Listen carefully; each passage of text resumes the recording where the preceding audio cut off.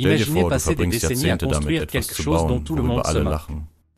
Vos voisins pensent que vous avez perdu la raison. Vos amis cessent de vous parler. Même votre propre famille commence à remettre en question vos décisions.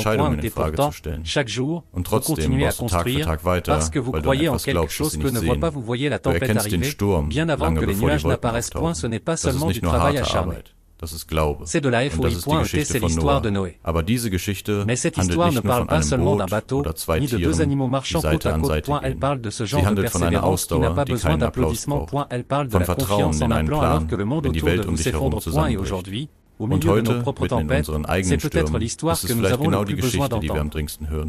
Il y a des milliers d'années, selon le livre de la Genèse, le monde était devenu un lieu rempli de violence, de corruption et de chaos. L'humanité avait perdu sa voie. Les gens avaient oublié comment vivre avec intégrité, compassion et sens.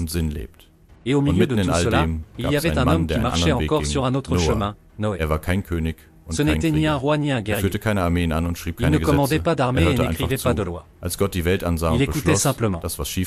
Quand Dieu regarda le monde et décida de rétablir ce qui avait mal tourné, Noé fut choisi, non pas parce qu'il était parfait, mais parce qu'il était fidèle. Voici la partie que la plupart des gens oublient. Lorsque Dieu dit à Noé de construire une arche, il ne pleuvait pas. Il n'y avait ni inondation, ni signes avant-coureurs, juste un ciel clair et un ordre étrange, construit un immense bateau au milieu de la terre ferme. Cela n'avait aucun sens. Mais Noé ne posa pas de questions. Il se mit au travail. Imaginez ce que cela représentait. Chaque jour, couper du bois, le façonner, marteler, soulever, mesurer. Et cela, non pas pendant une semaine ou un mois, mais pendant des décennies. Certains chercheurs estiment qu'il fallait entre 75 et 100 ans à Noé pour achever l'arche. Vous imaginez, passer toute sa vie à bâtir quelque chose que le monde ne comprend pas et se réveiller chaque matin pour être raillé. Être traité de fou, d'entêté, d'illuminé. Et pourtant, Noé persévérait.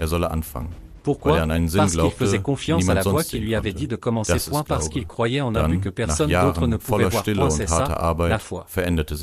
Puis, après des années de silence et de dur labeur, le ciel changea enfin. Les nuages arrivèrent. Les premières gouttes tombèrent.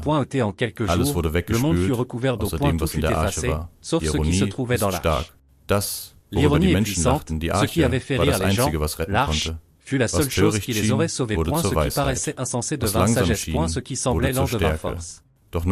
Mais le voyage de Noé ne s'arrêta pas lorsque la pluie commença. En réalité, certains des jours les plus difficiles vinrent après. Car une fois la porte de l'arche fermée, Noé et sa famille se retrouvèrent enfermés à l'intérieur. Sans échéance, sans nouvelles, juste de l'eau et du silence. Pendant plus d'un an, ils dérivèrent, coupés de tout ce qu'ils avaient connu. Pas de terre, pas de liberté, juste l'attente. Et c'est peut-être là la forme de persévérance la plus dure, celle qui ne demande pas d'agir, mais d'attendre. Réfléchissez à cela, vous faites tout correctement. Vous vous préparez. Vous obéissez. Et puis, on ne vous demande plus que d'attendre.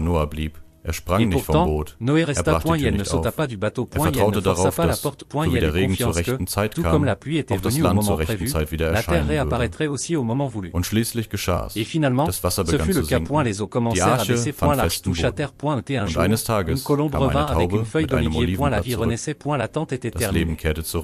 Ce qui apparut alors dans le ciel n'était pas seulement un arc-en-ciel. C'était un rappel que les tempêtes ne durent pas éternellement. Que l'obéissance apporte le renouveau. Que la foi, même silencieuse, ne passe jamais inaperçue. Faites une pause et pensez à votre propre vie. Vous ne construisez peut-être pas une arche, mais vous bâtissez quelque chose. Peut-être une entreprise que personne ne comprend. Peut-être votre guérison, dont vous ne parlez pas. Peut-être une relation que vous essayez de restaurer. Peut-être votre propre système de croyance, constamment mis à l'épreuve par le monde qui vous entoure. Et comme Noé, vous pouvez vous sentir seul. On peut se moquer de vous. Vous pouvez être fatigué d'attendre. Mais cela ne signifie pas que vous avez tort. Cela ne signifie pas que vous êtes perdu. Parfois, le silence fait partie du plan. Parfois, attendre est ce qui forge la force. Car la persévérance ne consiste pas toujours à faire. Parfois, elle consiste à ne pas abandonner. Et la foi n'est pas toujours bruyante. Parfois, c'est juste une confiance discrète, un jour après l'autre.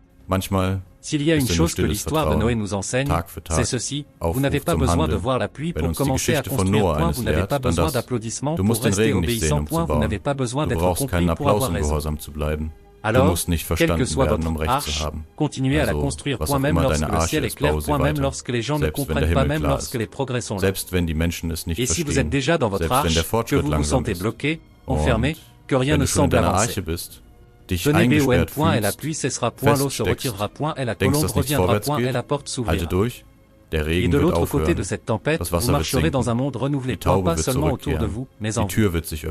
Votre discipline, votre foi silencieuse, votre persévérance ne seront pas oubliées, point, elles seront la raison pour laquelle quelqu'un d'autre survivra à son propre début. Alors, emportez cette histoire avec vous aujourd'hui, point, non pas comme un mythe du passé, mais comme un miroir de votre présent, point, car la foi sauve toujours, point, ôtez la persévérance, compte toujours, point, ôtez votre tempête, elle aussi, a une fin. Si cette histoire vous a touché, partagez-la avec quelqu'un qui pourrait en avoir besoin aujourd'hui. Et n'oubliez pas de vous abonner à la chaîne pour d'autres récits intemporels porteurs de puissantes leçons. Votre soutien nous aide à continuer à créer du contenu qui élève, inspire et nous rappelle que, peu importe à quel point le déluge semble fort, il y a toujours un arc-en-ciel qui attend.